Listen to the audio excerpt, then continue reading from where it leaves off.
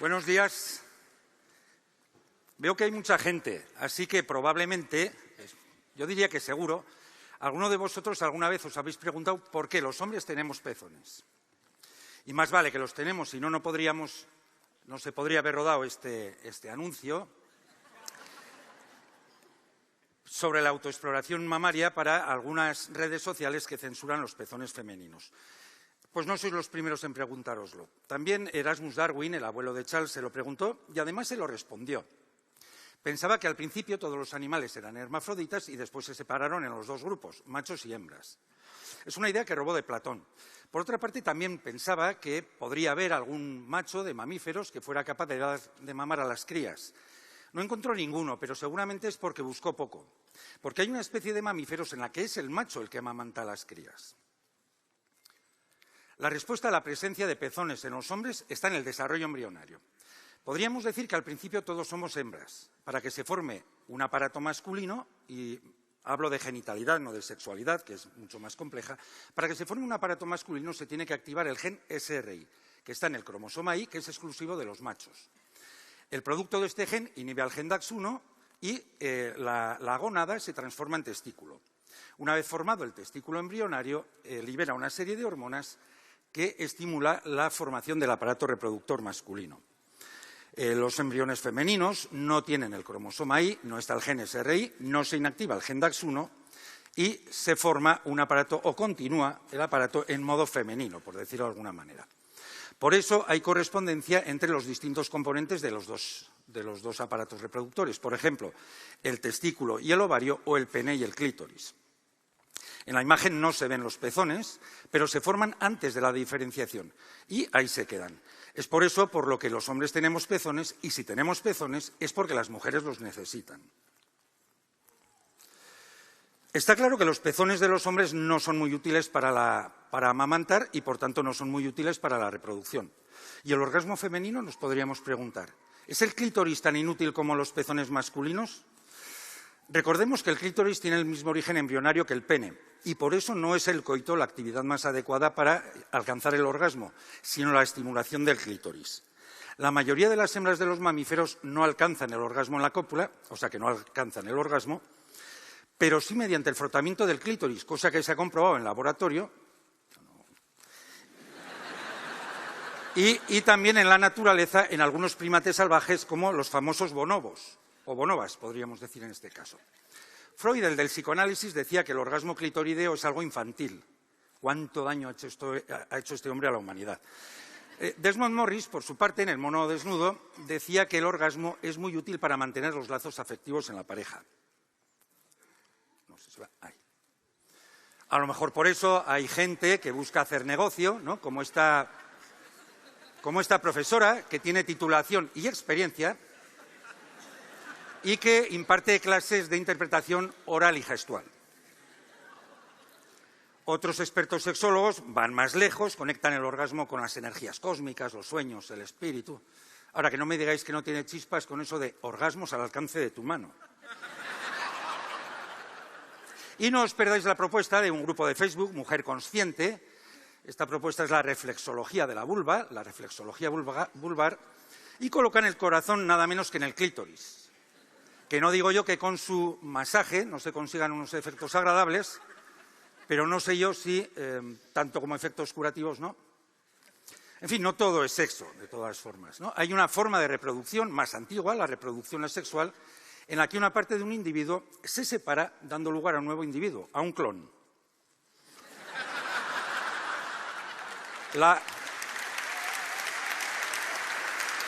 Es que me quedo sin tiempo. La ventaja es la de Juan Palomo. Yo me lo guiso, yo me lo como. El inconveniente es que hay muy poca variabilidad genética. Así que cosas de la evolución, aparece la reproducción sexual que aumenta mucho la variabilidad genética y con ella aparece también el envejecimiento y la muerte programada. Y el concepto de especie también, al menos si definimos especie de forma tradicional como el conjunto de individuos capaces de reproducirse entre sí y de tener descendencia fértil, lo que no siempre es posible. Porque ¿pensáis que puede tener algún futuro la relación entre doña Yorkshire y el señor gran danés? Como muchos otros conceptos en biología, el de especie no es un concepto muy preciso. Bueno, os decía que la reproducción sexual aumenta muchísimo, pero muchísimo, la variabilidad sexual, pero tenía que haber algún pero. Graham Bell dice que el sexo es el rey de los problemas en la biología evolutiva. Es una forma costosa, es una forma ineficaz de reproducirse. Requiere, por ejemplo, que las células sexuales sufran una división especial, distinta de las del resto. Es la meiosis, muy compleja. Por otro lado, también requiere que dos individuos se pongan de acuerdo para intimar. Otro problema de la reproducción sexual es el coste de los machos. Los machos no aportan recursos a la reproducción, solo aportan genes. De manera que si lo comparamos con la reproducción asexual, una hembra se reproduce a medias. Tiene que competir con los machos para conseguir nutrientes para las crías, mientras que los machos utilizan todos los nutrientes en su propio beneficio, incluso en vencer a otros machos para conseguir a la hembra. Pero la naturaleza, que es muy sabia, va encontrando soluciones. Por ejemplo, el macho puede aportar nutrientes a la hembra. Si con los nutrientes que aporta el macho a la hembra, ésta consigue criar el doble de descendientes, podemos decir que el coste se anula. Por otro lado, se pueden reducir el número de machos. Al fin y al cabo, no hacemos mucha falta. ¿Qué vamos a decir? Los machos pueden llegar incluso a desaparecer en la reproducción sexual. Eso es la partenogénesis. En ella, los óvulos no fecundados se desarrollan formando hembras, cosa que nos encontramos, por ejemplo, en algunos pulgones e incluso en vertebrados como lagartijas. Otra solución al coste de los machos es que el macho sea directamente un recurso para la hembra. En esta mantis, por ejemplo, el macho se tiene que acercar con mucho cuidado o solo será un recurso, no transmitirá sus genes. Cuando está en posición de cópula, la hembra le arranca la cabeza de un mordisco, pero con cariño. En el cerebro del macho hay un ganglio que impide la salida del esperma. Como ya no lo tiene, porque ha perdido la cabeza por su amor, lo que queda de él culmina la cópula mediante una serie de movimientos reflejos. Vamos, que solo echa un polvo en toda su vida y ni siquiera se entera. Y cuando termina, pues la hembra se lo zampa y no deja ni los huesos. Otra pregunta que nos podemos hacer: ¿por qué hay machos y hembras? ¿Por qué no todos iguales, con órganos sexuales iguales, que fabrican gametos iguales?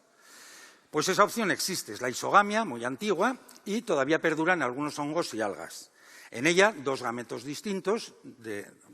semejantes de dos individuos distintos se unen para formar un nuevo individuo.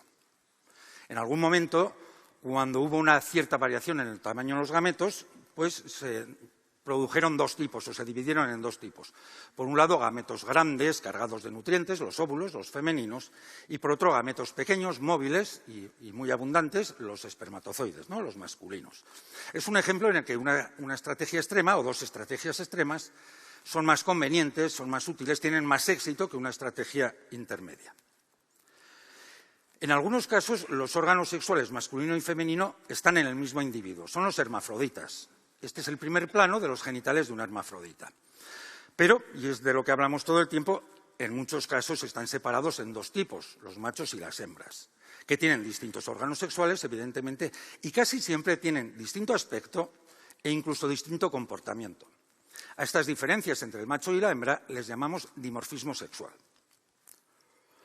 Si os preguntara por algún ejemplo de dimorfismo sexual, pues os vendría a la cabeza lo clásico: el león, la leona, el ciervo, la cierva, el gallo, la gallina. Pero los hay más espectaculares, más exagerados, como en esta romántica pareja de peces, en la que el pequeño macho parasita permanentemente a la hembra. El macho parasita a la hembra. Esto no lo encontraríamos jamás, por ejemplo, en la especie humana.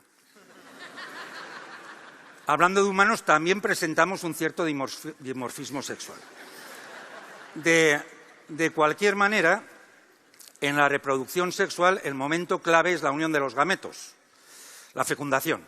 Esta puede ser externa, fuera del cuerpo de los individuos, en el medio externo acuoso generalmente, o interna en el interior de las vías genitales de la hembra. Eso hace que sea mucho más probable la unión de los gametos.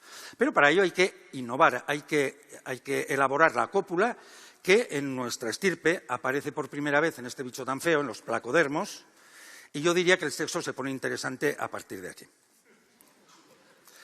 Y con esto termino. Una última pregunta. Si antes nos preguntábamos por qué dos sexos pudiendo haber solo uno, nos podríamos preguntar, igual alguno también se lo ha preguntado, ¿por qué no tres sexos en lugar de dos? La respuesta es muy fácil. Eso no puede ser. porque con lo difíciles que son las relaciones de pareja, por los tríos seguro que nos conducían a la extinción. Muchas gracias.